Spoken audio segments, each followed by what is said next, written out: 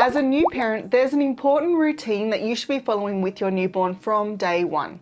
But unfortunately, this is a practice many new parents are not made aware of and often only discover its importance when it's already too late. And by too late, I mean when the situation escalates to a point where your newborn needs intervention from allied health professionals or specialized treatment to correct issues that could have been avoided or lessened earlier. Now, before I explain what this simple routine is, it's important to understand a few things about newborn development. From the moment that they're born until around 3 months of age, you'll notice that your newborn's head naturally falls to one side, whether they're awake or asleep. This is completely normal and it's due to a few reasons. In those first 2 months, your newborn lacks the strength and muscle control to keep their head steady and centered above their body for any period of time. And as a result, their head will naturally tilt in various directions. Secondly, it's also likely that your newborn's head might be elongated or unusually shaped after birth due to the molding process that happens during delivery. And this can make it harder for your baby to keep their head straight. Thirdly, your newborn may also show a preference for turning their head in a particular direction. This favoured position can lead to tightening of the neck muscles, making it harder for your newborn to turn their head in the opposite direction. So while it is totally normal for your baby's head to fall to one side, it can become an issue if it always falls to the same side. If their head consistently falls to the same side, it can raise the risk of your newborn developing two specific conditions. The first one is positional plagiocephaly. This is a condition where your baby develops flat spots on the back or side of their head, and while it doesn't impact brain development, it can affect your baby's appearance, leading to asymmetrical head or facial growth and sometimes vision problems. And in severe cases, medical intervention may be needed to reduce the flattening and facial asymmetry. The second condition is called positional torticollis, and this is where your baby develops tight neck muscles, which makes them favour one side of their body. This can affect their balance and muscle strength, impacting their overall posture.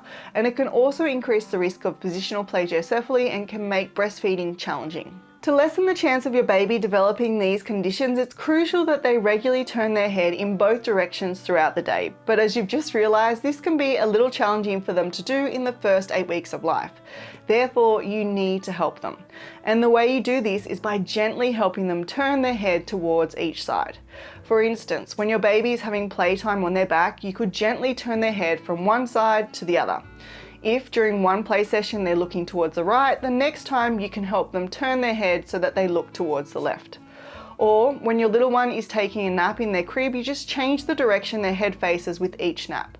So you might turn their head to the right for one nap and then to the left for the next. And when you're holding your baby or using a baby carrier, you can gently adjust their head position from time to time, and you do that by physically turning it. Now, besides gently moving their head, you can also help your newborn look both ways by cleverly arranging the space around them. But before I get into exactly what that means, if you're interested in learning about all the different milestones your baby will achieve in the first 12 months of life, I've got a free PDF guide for you, which you can download by clicking the link in the description below this video. So what I mean about being clever is that you deliberately set up their play area or their crib in a way that makes your baby want to turn their head to see what's going on.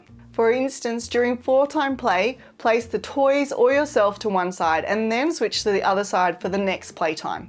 This will make them turn their head to the right and the left to see the toys or you. And during sleep times, just position their crib so that one side faces something playing like the wall and the other side opens to the room.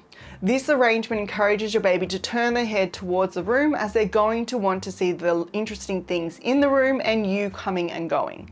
Then you simply alternate the end of the crib that your baby sleeps at each night. This simple change prompts them to turn their head to one side one night and then to the opposite side the next. Furthermore, when you're carrying your newborn, you can switch up the arm you're holding them in to encourage them to turn their head in both directions.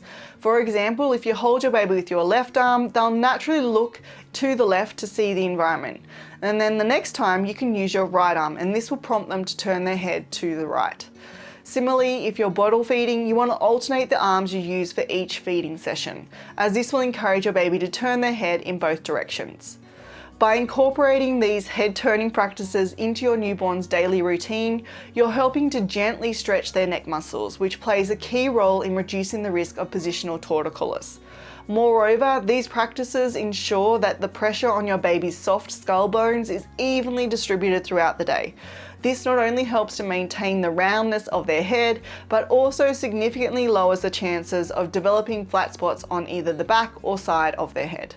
Now, in saying that, if at any point you notice a flat spot developing on your baby's head, feel any resistance when you turn their head, or see that they're consistently favoring one side of the body or struggling to turn their head in both directions even with your help, it's essential that you seek professional advice from your baby's pediatrician or doctor.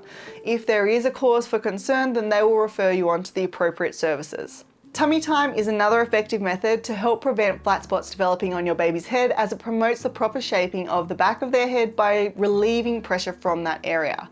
However, it's really common for newborns to initially dislike tummy time, and this is often because we introduce it in a way that's too challenging for them, like starting directly on the floor.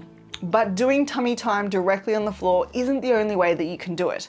In fact, there are 4 other tummy time positions that you can do with your newborn, and all of these positions can be adjusted to be more or less challenging depending on your baby's comfort and skill levels. So watch this video next to find out what these tummy time positions are, and more importantly, how you can make each of them a little easier for your little one so it can be an activity that you both enjoy.